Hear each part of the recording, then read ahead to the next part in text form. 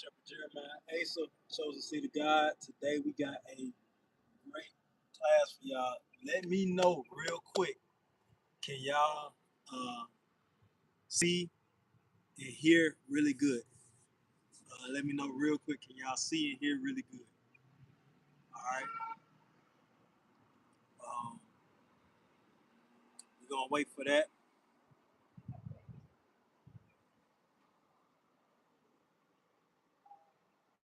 Allow me to know if y'all can see and hear really good.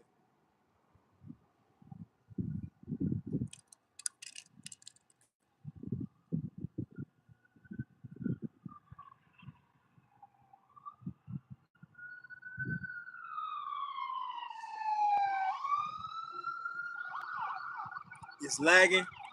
Okay. It's lagging. All right. I'm gonna try to if I can.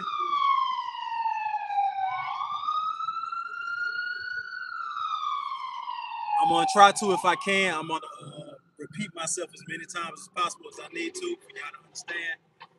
Also, I need to know how bad is it lagging? Is it lagging like like it's an old contraption or something like that, or is it lagging just slightly? Like, how bad is it lagging? On a scale of 1 to 10, how bad is it? With ten being the worst, or excuse me, with 1 being the worst.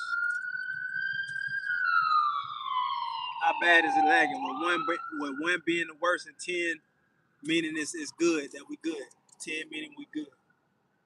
On a scale of 1 to 10, how bad is it lagging?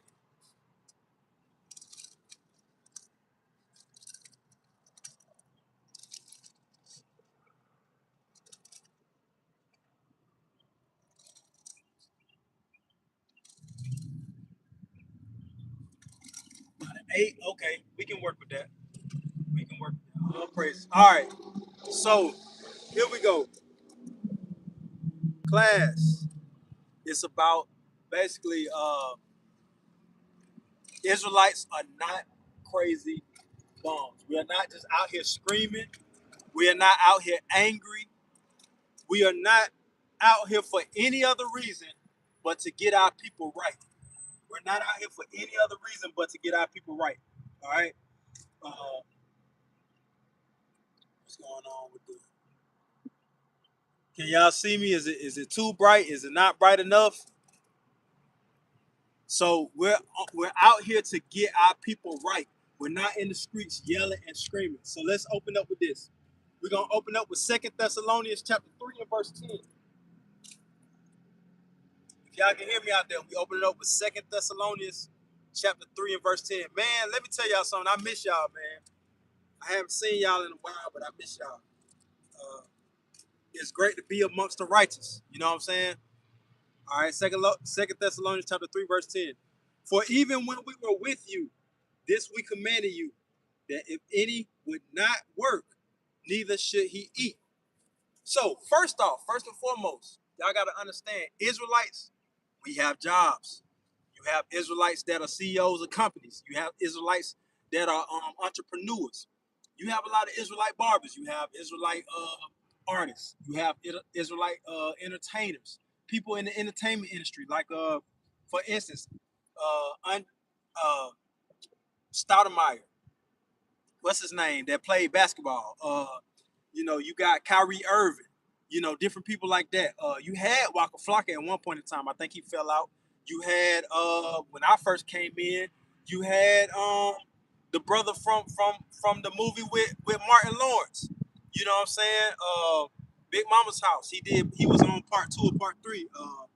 I forget his name. Brandon T. Jackson. He was an Israelite. You have even Israelites we're not proud of. You know what I'm saying? Like that rapper from Florida. What's the brother name? Somebody help me out. The one that's real crazy with the little tattoo on his forehead. He's an Israelite. But my main point is you have Israelites that know who they are. Even Whitney Houston, I believe, was practicing the faith at one point in time. Yes. Even Whitney Houston. So, you got these different brothers and sisters who are Israelites that work. They have occupations. They have jobs. We don't just sit around and wait for something to happen. We are about action. Let me prove that. I can prove that with a simple book. What does this say? What does that say? Acts. There's a book of Acts. We're about action. Israelites are about action. No matter how hard we fall, we get right back up. No matter what comes against us, we study, we learn, we apply, and we get out of that hole. We get out of that slump. You feel what I'm saying? All right. So let's look at what did different Israelites in the Bible do? Did our forefathers and foremothers have jobs? Yes, they did. Peter had a job. Bartholomew had a job. Thomas had a job. Yes, they did. Adam had a job. All right, so we're going to get into that. First, let's look at Peter. Let's go to Luke chapter 5 and verse 1 through 10. Luke chapter 5, verse 1 through 10. Let's look at that. All our foremothers and forefathers, they had jobs. They weren't just angry and waving their fists at everybody. They actually had jobs. So let's look at Luke chapter 5, verse 1 through 10. And it came to pass that as the people pressed upon him to hear the word of God, he stood by the lake of Gennesaret, all right, and saw two ships standing by the lake, out the fishermen. But the fishermen were going out of them and were washing their nets. Now let's see who these fishermen were. And he entered into one of the ships, which was Simon's, so that's the same as Peter, and prayed him that he would thrust out a little from the land.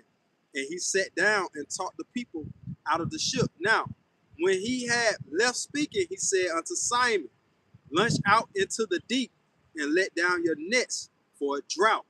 This Simon, ladies and gentlemen, was the same as Peter, who he said, upon this rock I shall build my church. Peter was a fisherman. That was his occupation. He was a disciple of Christ, and that was his occupation. Let's see about Andrew, another disciple. Mark chapter 1, verse 16. Let's go. All right.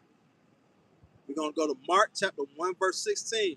All of our forefathers and foremothers had occupations. Mark chapter 1, verse 16. Now, as he walked by the Sea of Galilee, he saw Simon and Andrew, his brother, casting a net into the sea, for they were fishers. They were fishermen. Andrew was a fisherman. All right, you go to Mark chapter 1, verse 19. James and John, they were both fishermen. Let's drop down to verse 19. And when he had gone a little farther thence, he saw James, the son of Zebedee, and John, his brother, who also were in the ship, mending their nets. They were fishermen. These disciples were fishermen. Let's look at Philip real quick. All right. Now, it doesn't necessarily say Philip was a fisherman, but he came from a city where there were fishermen, so we can conclude that he was a fisherman. All right, let's look at John chapter 1, verse 44. Write these down, y'all.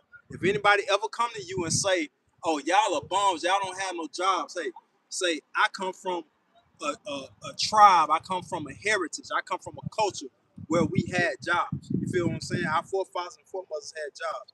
I'm going to get to you sisters too. Our foremothers had jobs. John chapter 1, verse 44. Now Philip was at Bethsaida, the city of Andrew and Peter. Philip findeth Nathanael and saith unto him, we have found him, of whom Moses in the law and the prophets did write, Jesus of Nazareth, the son of Joseph. So I wanted to go back to verse 44 where it say, now Philip was a Bethsaida. Now Bethsaida was a land or a city or a town known for fishermen. That's why we know Philip had to be a fisherman. All right. So now let's look at Matthew. What was Matthew? Matthew was a tax collector. Let's look at Matthew chapter 9, verse 9. All right. So, yes, sir, brothers and sisters, our forefathers, they worked in government official type places. Some of you brothers and sisters might work downtown in government buildings. You might work for the school district. You might work for the city of College Park. You might work for the city of Philadelphia. You might work for the city of Los Angeles. And you are tax collectors. You help people pay their bills. Our forefathers and foremothers got down like that. They had the same type of occupations. Let's look at Matthew chapter 9, verse 9.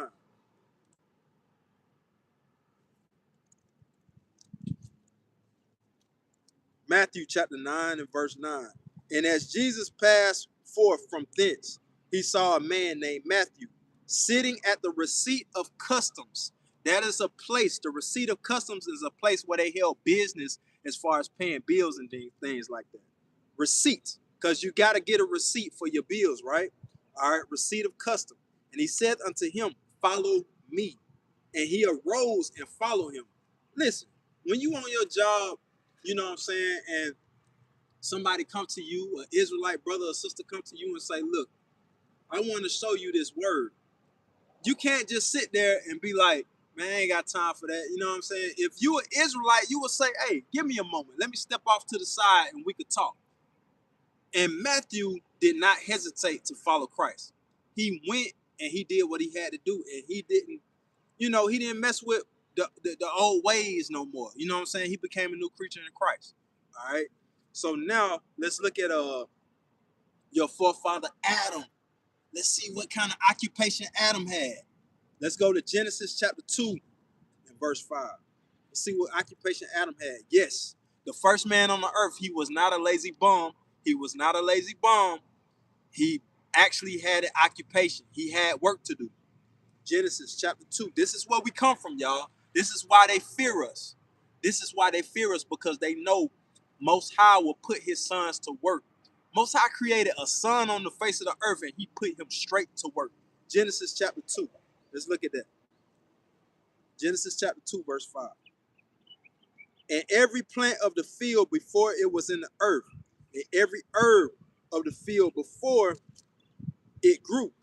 For the Lord God had not caused it to rain upon the earth, and there was not a man to till the ground. So the Most High said, hey, it's the issue with this.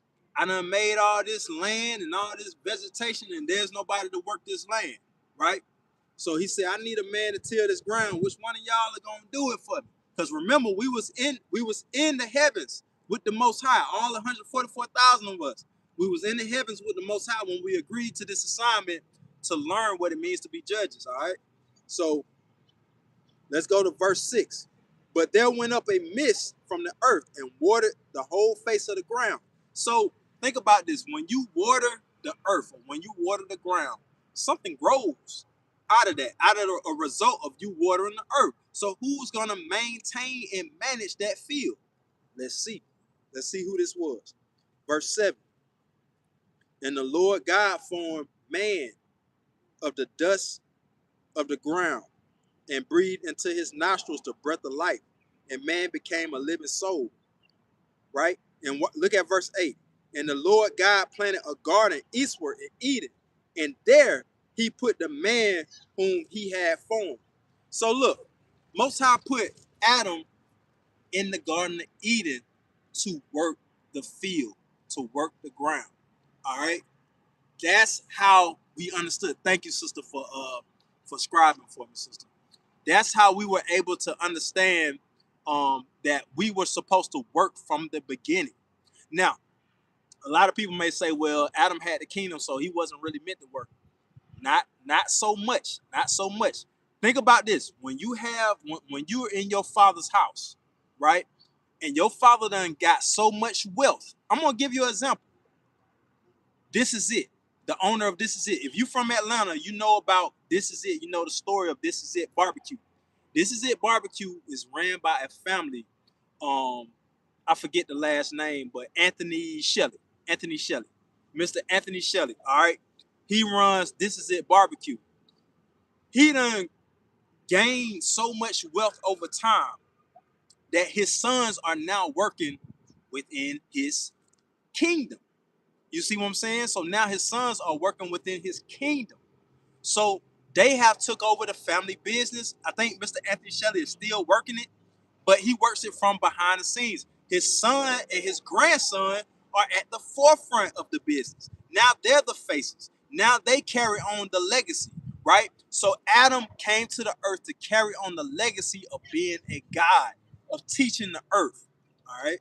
That's what Adam came to do. He came to plant. He came to grow. The Most High God planted the earth. He grew animals and he grew resources out of the earth. Adam was set forth to do the same types of work. The same types of work. Only good fruit comes from a good tree. All right. So when you plant something, especially within the earth, it's supposed to bring forth progress and it's supposed to prosper. That's what Adam's work was about. It's showing that he prospers as a God. It shows that he prospers as a king on the earth. All right. Now let's look at Genesis chapter 4. Now, here's another brother that worked, one of your forefathers that worked. All right. Genesis chapter 4, verse 2. We might have to move locations here in a minute, y'all. Y'all just stay with me. Uh, if I move locations, I'll do a second part of the video if I have to move. All right. Genesis chapter 4 and verse 2. Let me see something. Give me a second. Genesis chapter 4 and verse 2. Give me a second.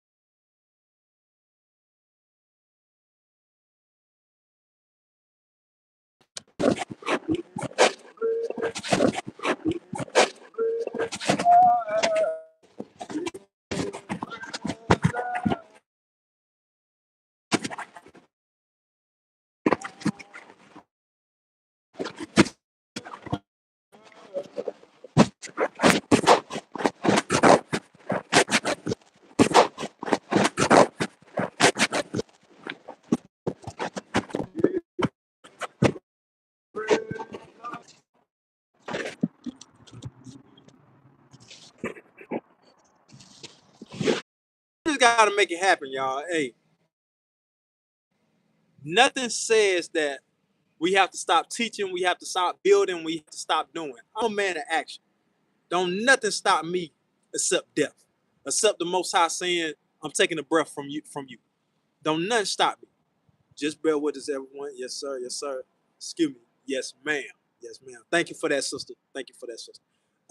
Any brothers online, help the sister scribe, help the sister, you know, uh, kind of coordinate what's going on with the people.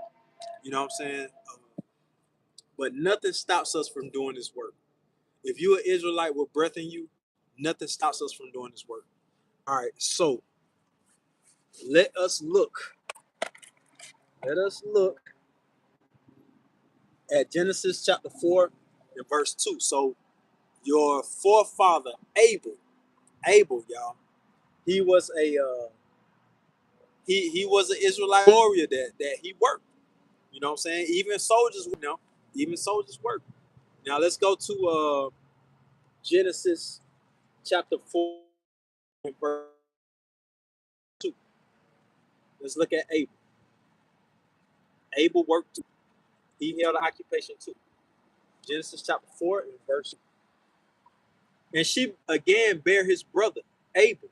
And Abel was a keeper of sheep, but Cain was a tiller of the ground. So Abel had an occupation where he kept the sheep. All right. He was a shepherd. Abel was a shepherd. All right. That is a very well humble and honorable occupation. All right. To watch over something that is more less, less stronger or something that's weaker than you. That is a humble occupation. I was a MOID teacher in elementary. Even in middle school, I was an MOID teacher. I taught students that were disabled and students that some students, middle school and elementary, they couldn't clean after themselves. They needed help using the bathroom. Some of them in middle school needed help feeding themselves. They needed help blowing their nose. They needed help tying their shoes. They needed help learning different things, learning how to do everyday activities. So, I help those young brothers and sisters every day, and that's what a shepherd pretty much does. Helps out those that are weaker. You know what I'm saying? You help watch over the flock. That's it. And Cain, it says he was a tiller of the ground. So even the wicked one. He had a job. He was our forefather. You know what I'm saying? One of our forefathers. He was wicked. You know what I'm saying? He is the wicked one, but he had a job too. You feel what I'm saying? He had a job too. His father taught him well, but he did not hearken. That's the story of Cain. All right. Now I want to show y'all something real quick.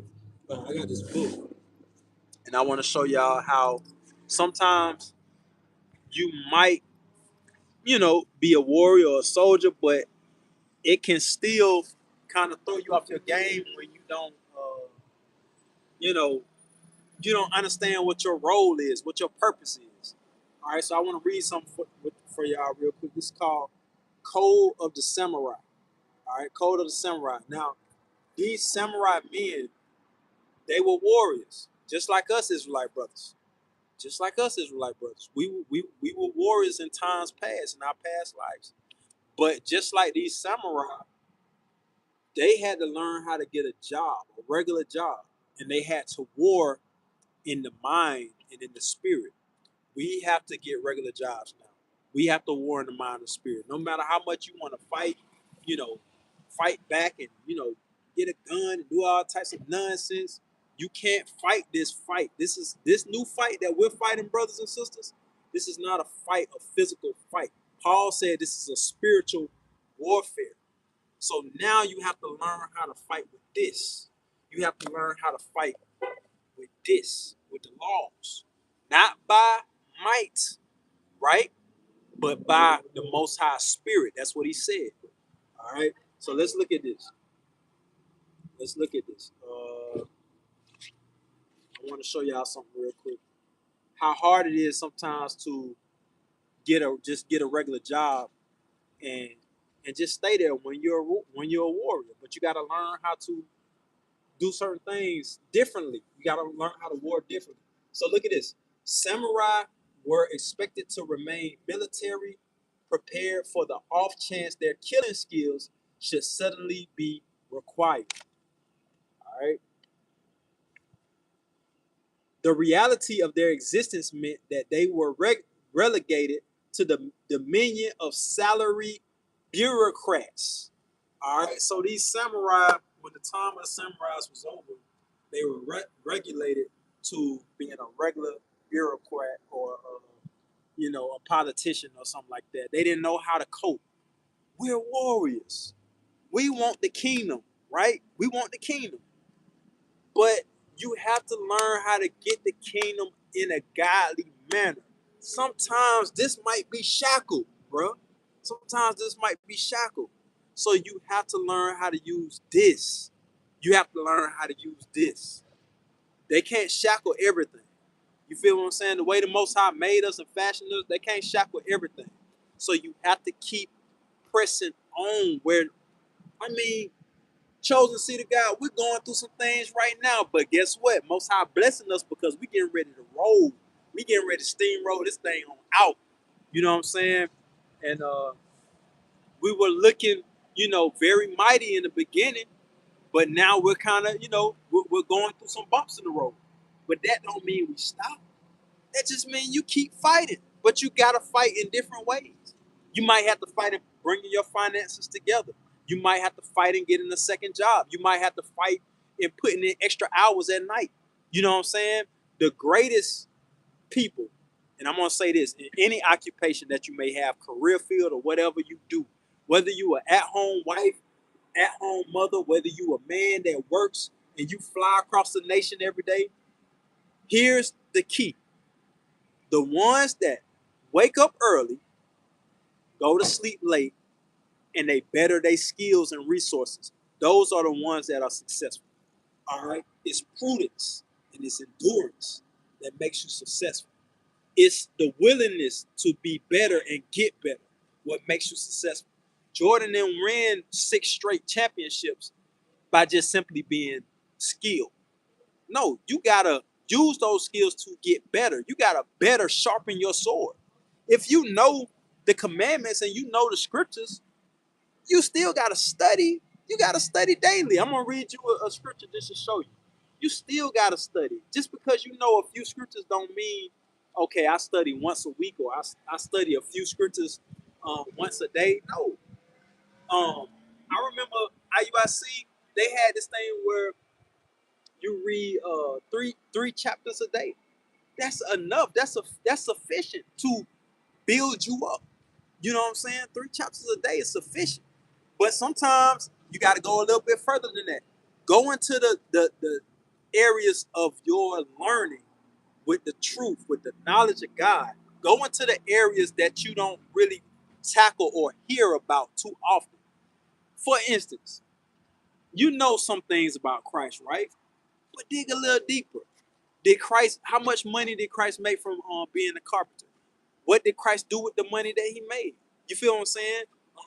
And we're sticking with careers today. We're talking about jobs. So what else was Christ skilled at? Was it just carpentry? Or what else was he skilled at? Was it pottery?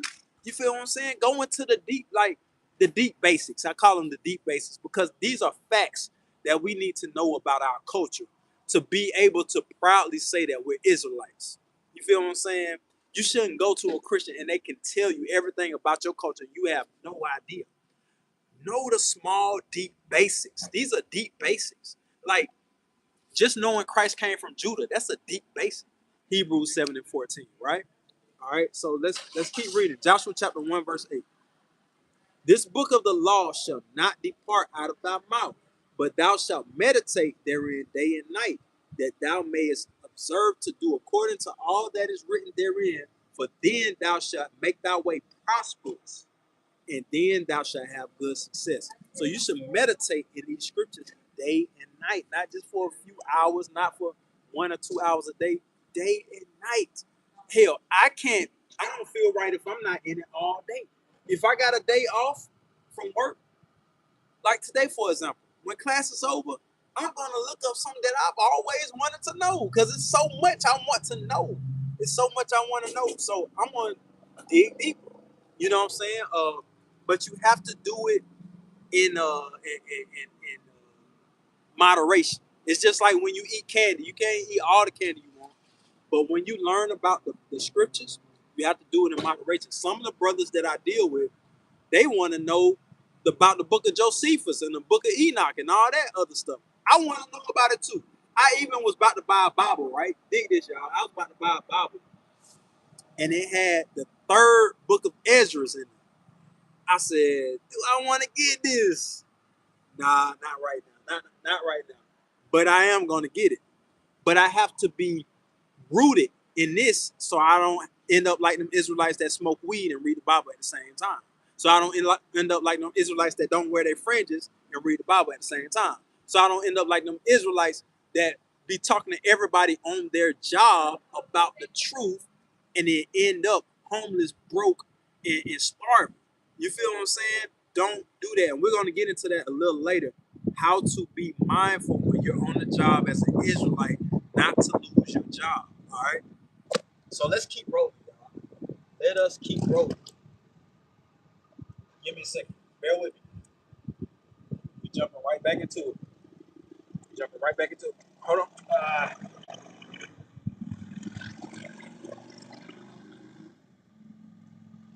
Man, it's a beautiful thing coming back here with y'all, man. It's a beautiful thing coming back here with y'all. What you got? Third Maccabees. No, we're not in. We wasn't in third Maccabees. We're not in third Maccabees. Can y'all hear me? Okay. I just wanna ask real quick. Can y'all hear me? Okay. Is it still lagging real bad? Are we still at an 8 as far as the lagging? Are we still at an 8? Now let's look at this. Now I do want to point out. Something in the book of Josephus. It talks about Moses being a general in Pharaoh's army. All right, that's now if we go to Acts chapter 7, verse 22, we can get a different type of detail. Okay, all praises. We're good. Okay, all praises. Now we can get a different type of detail in Acts chapter 7, verse 22. Let's check that out. Acts chapter 7, verse 22. And we're going to look at Moses. We're going to look at his occupation. Now, like I said, in the book of Josephus, it talks about him being a general in Pharaoh's army. But let's see what what he was actually qualified to do, which is a lot. Acts chapter 7, verse 22. And Moses was learned in all the wisdom of the Egyptians. Now we're going to start right there. Now y'all know good and well, the Egyptians were very smart, intelligent civilization at the time of their ruling, at the time of their rulership, right?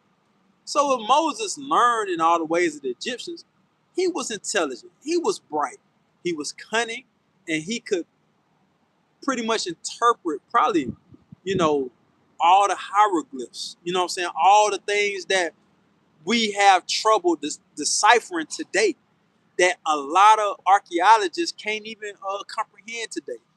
Moses was learning all the ways of the Egyptians. So we can pretty much just get the basic understanding that he was able to do any kind of occupation in Egypt that he wanted to do. If he wanted to be a general of an army, our forefathers could fight. Our forefathers could fight. You know what I'm saying? If you can't fight right now, it's okay, brother. You're going to get that godly spirit back. But you have to train. You have to train because gods can fight. We are warriors first. All right? But we fight in the mind, we fight in the spirit, we fight with the flesh. You feel what I'm saying? We're warriors. Exodus 15:3, the Lord is a man of war. All right? But Moses was a general. He was a fighter mentally, physically, and spiritually. All right? And then let's finish that out. And was mighty in words and in deeds. So he also was a teacher. He also was a teacher. That's why he got the job of leadership when we was in the wilderness. All right. So he was very learned. He got the occupation of leader. You might as well say he was good enough to be a CEO. He was good enough to be a boss. He was good enough to be a supervisor, manager, however you want to put it. Moses was he was that dude. He was that man. You feel what I'm saying? All right. Let's look at now we're gonna go into every Israelite man of the past held an occupation.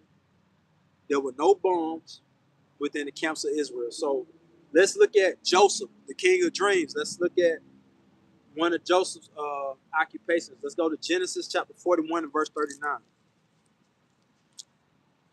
Genesis chapter 41, verse 39. Remember, y'all, this class is about Israel not being bombs. We're not just out here angry and yelling and all over the place, unorganized. No, we have jobs. We take care of our families. We take care of our children, and we take care of the community. Take care of our people, point blank, period. All right?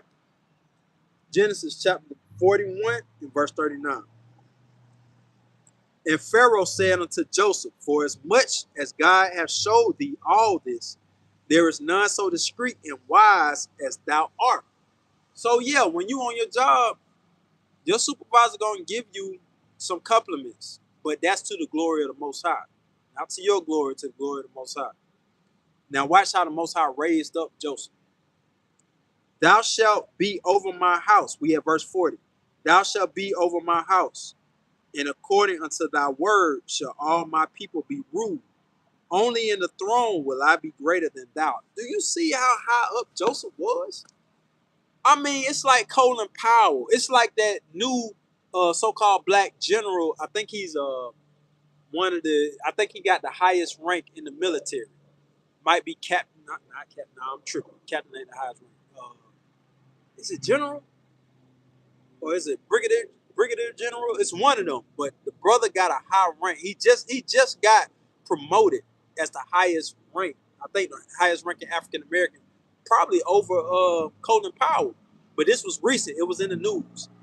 Somebody type his name up there if y'all could get that story for me. But yeah, Joseph was raised up. It's Pharaoh said, only I will be greater than you. That's how high up you gonna be. Only I will be greater than you, but you will be over all of this. He was an Israelite over Egyptians. That's just a prequel to how we gonna rule the Egyptians. That's just a prequel, because he wasn't over everybody, not over Pharaoh, but it's just like a smidget to show you how, whoo, we gonna get these nations hell when we get the world back, when we get rulership back. We gonna show these nations how to rule righteously. Righteously. They gonna catch it. They are gonna catch it for what they did to us, for what they did to our forefathers and our foremothers and our children. Remember, the Egyptians threw our babies in the Nile River. All right. Same thing with the Edomites, the so-called white men. They threw our babies in the river for alligator bait. Okay? The same thing that happened back then is the same thing that happened today. It's the same thing. All right, let's look at Daniel. Daniel, one of my favorite forefathers. Look how high up he made. Let's go to Daniel chapter 2, verse 48. Daniel was not a slouch. He had a great occupation.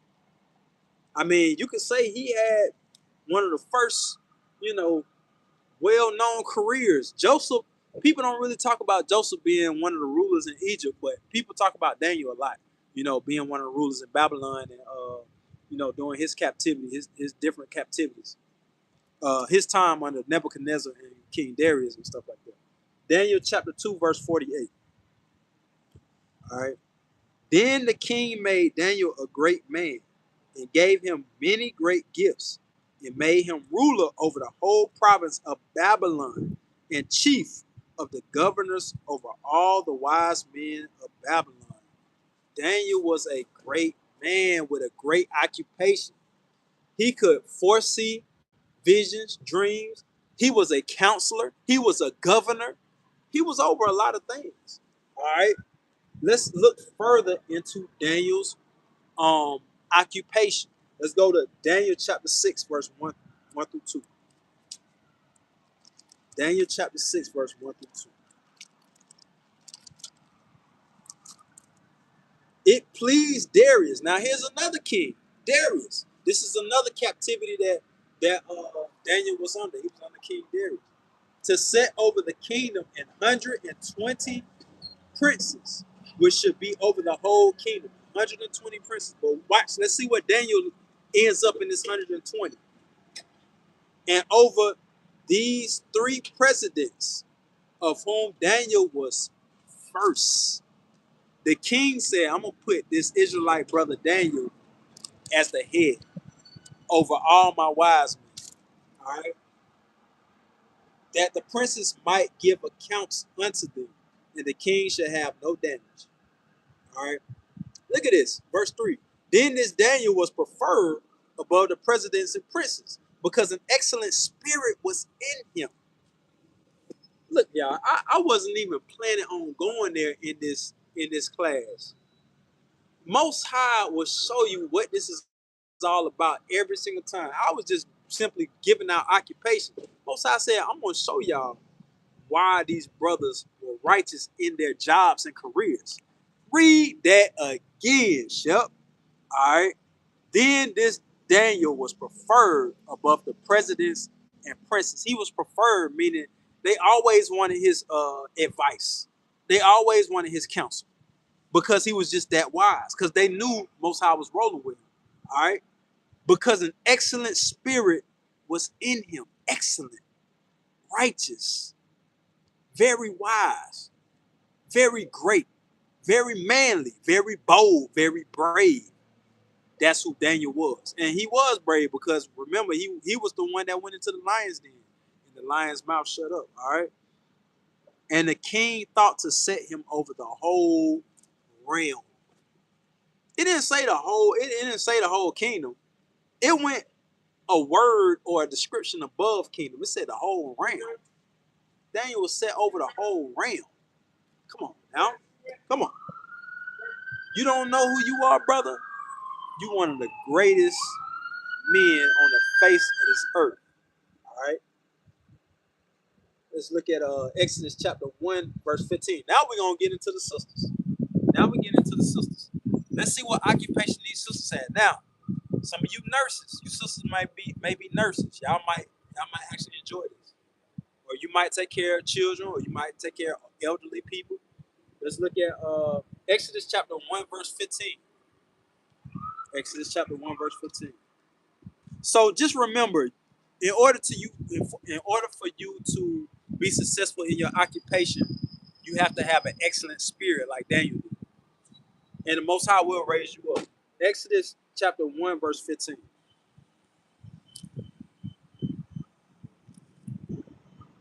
Exodus chapter 1, verse 15. All right. My Bible's so old, man. Look at it. It's so old. It stick together, Mike. All right. Chapter 1, verse 15. And the king of Egypt spake to the Hebrew midwives, of which the name of the one was Shiphrah, and the name of the other Puah. And he said, when ye do the office of a midwife to the Hebrew women, and see them upon the stools, if it be a son, then ye shall kill him. But if it be a daughter, then she shall live. Watch this. But the midwives feared God. Shiphrah and Puah feared God. Sisters, you have to fear God on your occupation. On your situations, your career fields at work, fear God. Put on a dress. Don't have pants on at work if the option is that you can wear a dress. Ask, sir, ma'am, is it okay for me to wear a dress at work? Sir, ma'am, is it okay for me to have my head covering at work? Sir, ma'am, is it okay I don't go to this office party? I don't do Christmas. You see what I'm saying? Because they feared God. That's why they were able to do a great work. And their name is recorded in the kingdom of heaven because they saved Moses. All right. Now look at this. But the midwives feared God and did not as the king of Egypt commanded them. They didn't fear the king of Egypt. They feared God. But saved the men, children alive. All right. That's what it's about. That's what it's about. Fearing the Most High, even in your occupation, even in your career, even when doing the works. All right. Let's look at 1 Kings chapter 19. Elisha, this was his occupation. 1 Kings chapter 19, verse 19. Let's look at that. 1 Kings chapter 19, verse 19. 10 seconds, brother. You got 10 seconds to get that scripture, brother. 10 seconds. 1 Kings chapter 19, verse 19. So he departed thence and found Elisha, the son of Shaphat, who was plowing with 12 yoke of oxen before him. So he was plowing in the field. He was a man in the field, like Cain was, like Adam was. You know, he was working in the field. All right. And he, with the 12th, and Elijah passed by him and cast his mantle upon him. So in verse 20 it says, and he left the oxen and ran after Elijah. So when you read further on down, he followed Elijah and began doing the work of the Lord. And when you start off with verse 19, it's talking about how he's doing the work of his household, of where he come from. All right. So Elisha was plowing in the fields when he ran into Elijah. He wanted to go from doing the work of his father's house to doing the work of the Lord. So, sometimes that happens. Same thing happened with Matthew, the tax collector. He was in a receipt of customs when he was working, and Christ came and spoke to him. Then he left off doing the work of his forefathers and did the work of the Lord. You see what I'm saying? So it happens like that sometimes. It happens like that. All right, now let's look at Second Chronicles chapter 34. We had builders and we had carpenters. Let's see, now we're going into how many different types of occupations did Israelites have? What were the different occupations?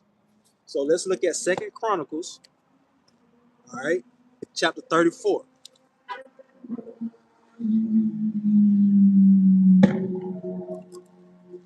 Second Chronicles chapter 34 and verse 11.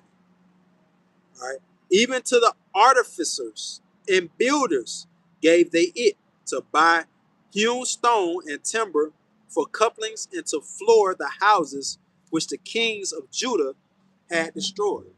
All right. So we had carpenters, we had builders. Thank you, sister, for staying in the spirit with these scriptures. This is very helpful. We had carpenters, we had builders, and they basically help build temples. They build Solomon's porch. They build I mean anything you could think of. They build the holy of holies for the keeping of the Ark of the Covenant. You know, and we're gonna get there. I'm gonna show you how great their skilled work was. Let's get that real quick. Let's go to.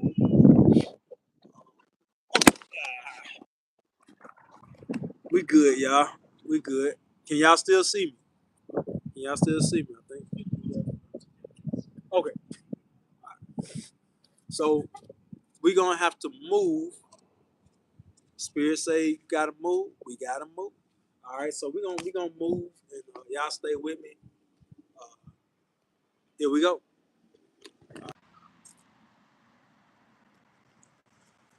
Hey, brothers and sisters. All right, we back. Uh, we are back. Can you brothers and sisters see me okay? Can y'all see me okay? Now, we're gonna end class kind of early, and I'll do a part two for for Bible study.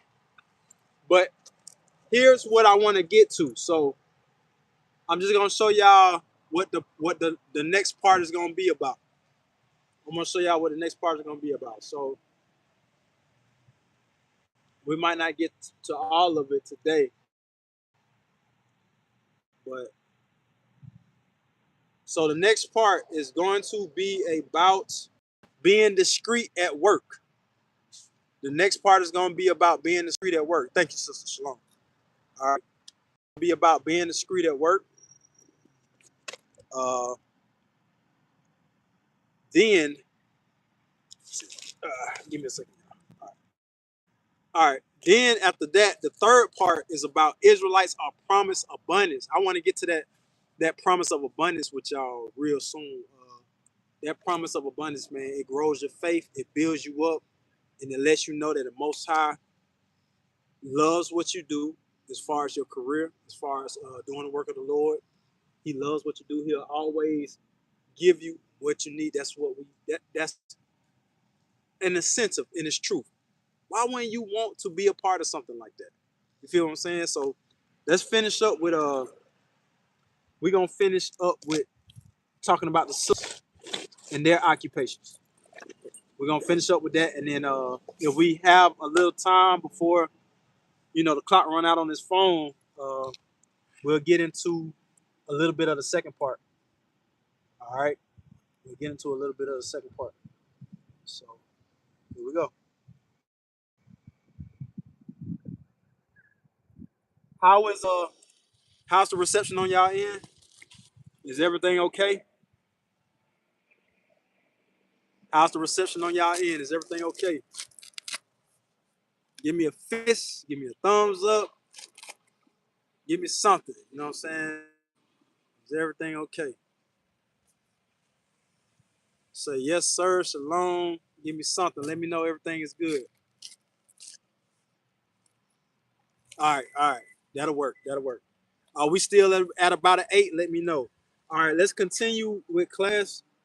Uh, so we was at Shifra and Pua talking about our sisters that are in the medical field.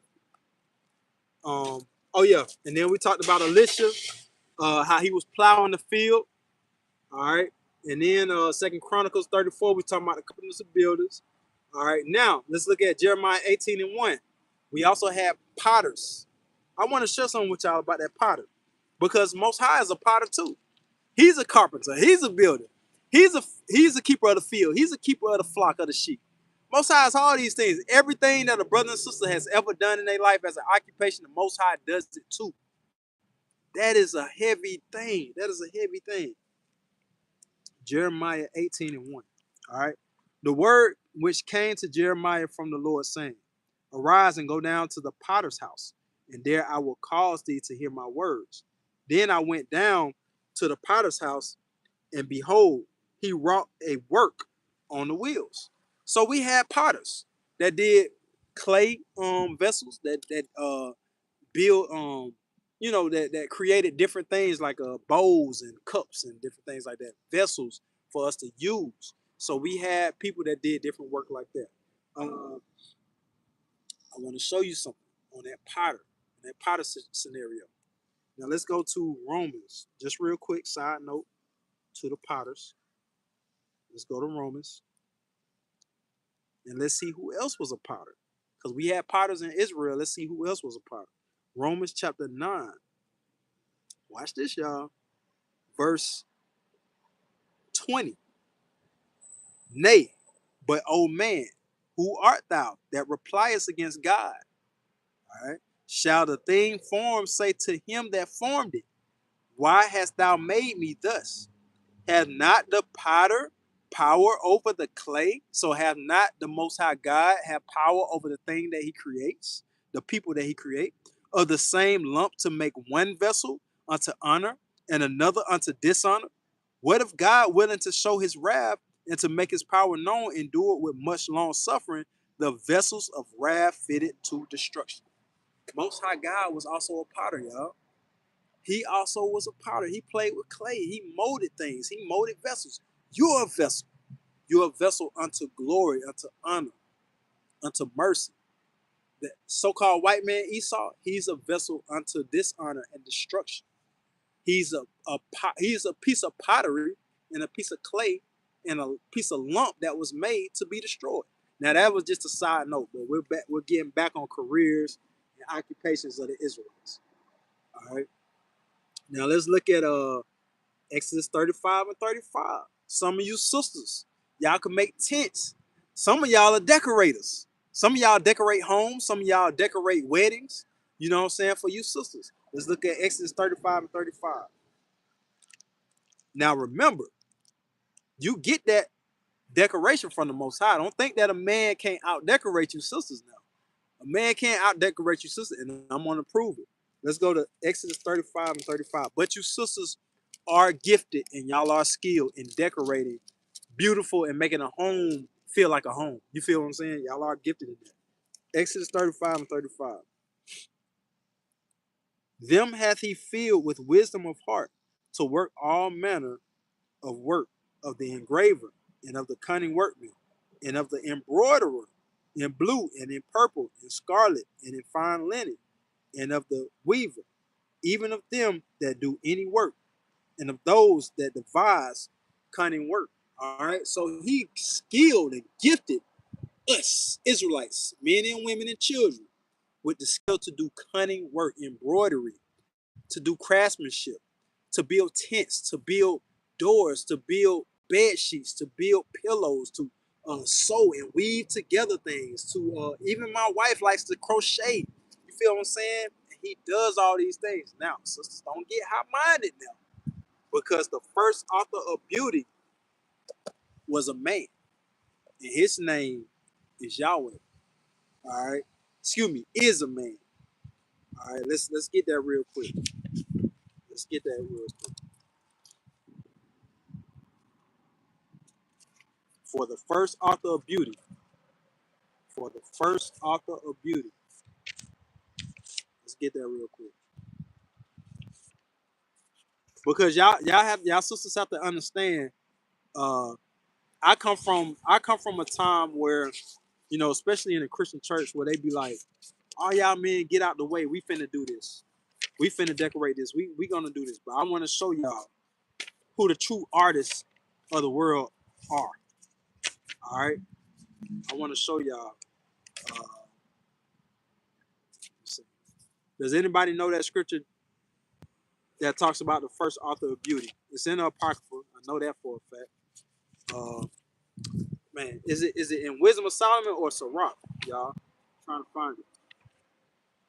Is it in Wisdom of Solomon or Sirach? Somebody post that for me. The first author of beauty.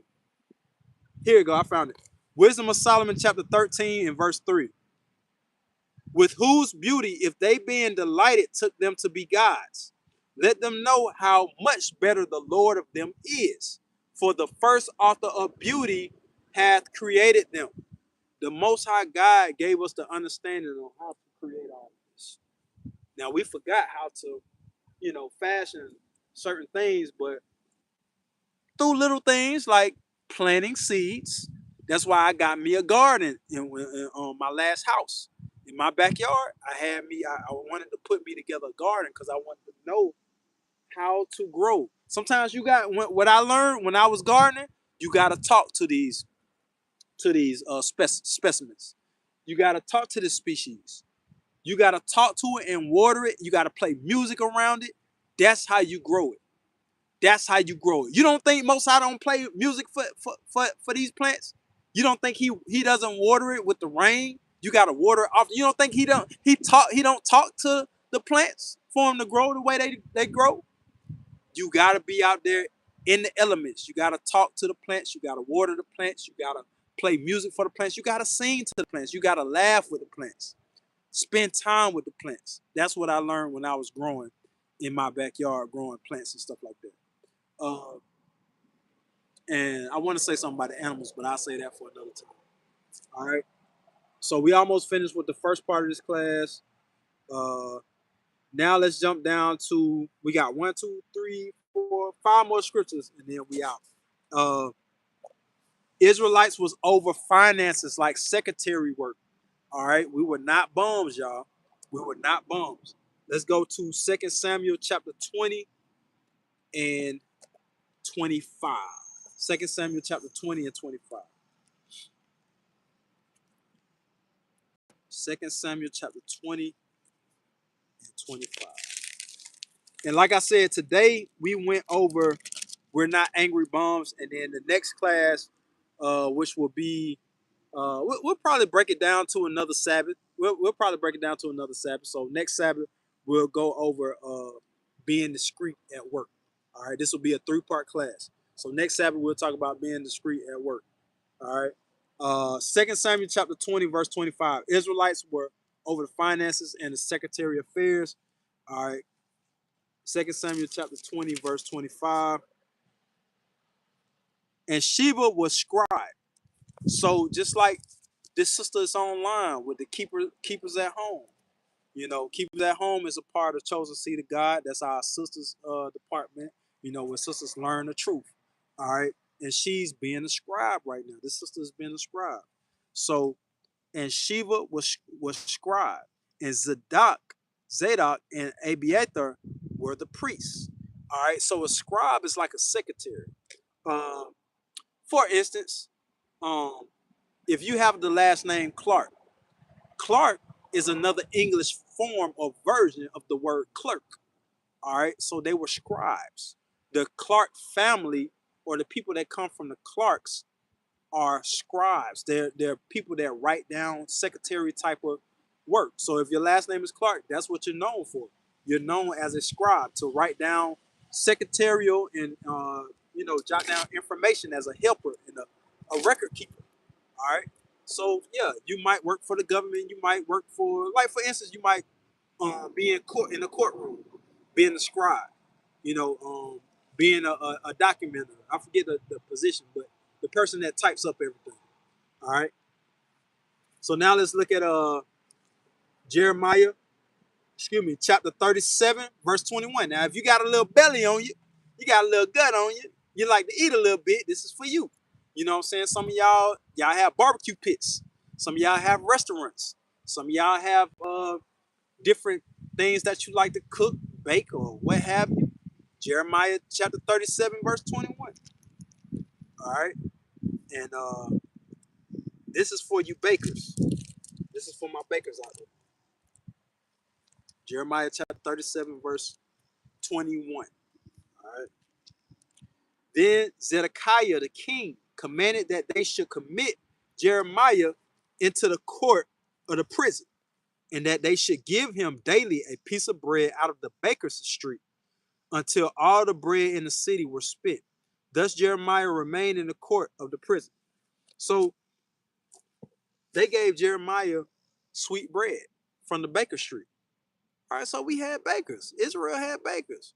We wasn't just going around with scarves on our head talking about Kwame Yasharala and Barak Shah, Akathar, Salakia and stuff like that. We wasn't doing all that. Kwame Yasharala. We wasn't just going around just throwing up our fists all the time. We was actually a community. We was a society. We was a functioning house. We was a functioning family. All right. We was a well-functioned, progressive, prosperous family. You know how they say dysfunctional family? Israel was not a dysfunctional family. We could operate. It was just only a select few that was wicked. When we had, kingdoms with David, Saul, Solomon, Rehoboam, Jeroboam, you know what I'm saying? Eli, King Eli, Amaziah, King Amaziah, King Hezekiah. It was just a select few of wicked folks. But we had occupations. Now let's look at y'all sisters. Acts chapter 9, verse 39. Let's look at our foremother Tabitha, who was also known as Dorcas. Let's see what she did. Acts chapter 9 and verse 39. All right, y'all, we're coming down to our last three scriptures. Our last three scriptures. Acts chapter 9, verse 39. Like I said, we're dealing with occupation. Our forefathers and foremothers had jobs. Israel is not full of bums and lowlifes. There are people that are homeless and crazy stuff like that. We're not full of that. All right. Acts chapter 9 and verse 39. Then Peter arose and went with them. When he was come, they brought him into the upper chamber, and all the widows stood by him weeping, and showing the coats and garments which Dorcas made while she was with them. So Dorcas made coats. So we had what you call them, seamstress. We had fashion designers. That was Dorcas. That was your sister Tabitha. Tabitha, who was also named Dorcas. All right. She had much alms deed as well. So she probably, with the amount of money she made from making coats and different embroidery and different garments and things like that she made, for the men and for the women, for the children. She gave much alms from that. So when you have these careers are so that you could put alms back into the Israelite community, back into your brothers and sisters that have need. All right, that's the point. That's the purpose. All right, so let's go to 2 Samuel chapter 14, verse 26. Brothers, I know I need one too, and I'm gonna get one. But haircuts, you know what I'm saying? Grooming yourself. You have to stay with it. You have to stay with it. Always be presentable because we are ambassadors of Christ. When they see you and they say, oh man, this brother is well put together, they're seeing Christ. And they're putting two and two together like, oh, okay, this brother represents Christ. Because he's always wearing these fringes, which I don't know about. Or he's always talking about the Sabbath. Or he's always constantly talking about don't eat pork. So he represents Christ in that fashion, especially in his appearance, because you may know a man by his appearance. All right. So 2 Samuel chapter 14, verse 26. 2 Samuel chapter 14 and verse 26. And when he polled his head, for it was at every year's end that he polled it, because the hair was heavy on him. Therefore he polled it. He weighed the hair of his head at 200 shekels after the king's weight. All right.